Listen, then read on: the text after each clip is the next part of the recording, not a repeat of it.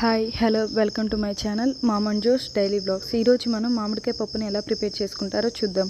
ముందుగా ఒక అరకప్పు కందిపప్పుని తీసుకొని శుభ్రంగా కడిగి దాంట్లో ఒక పెద్ద సైజు టమాటాని చిన్న ముక్కలుగా కట్ చేసి వేసుకోవాలి. చిటికెడు పసుపు, 1 టేబుల్ స్పూన్ సాల్ట్, అలాగే 1 టేబుల్ స్పూన్ కారం వేసి 2 కప్పుల వాటర్ వేసి ఉడికించాలి.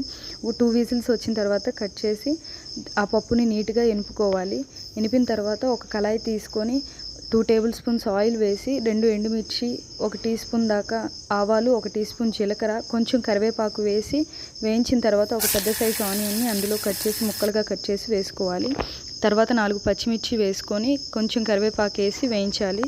తరువాత ఒక మామిడికాయని పీల్ తీసి చిన్న ముక్కలుగా కట్ చేసి పక్కన పెట్టుకున్నాను. దాన్ని ఇందులో యాడ్ చేసి ఒక 2 మినిట్స్ ఫ్రై చేసిన తర్వాత ఆ పప్పులో దాన్ని వేయాలి.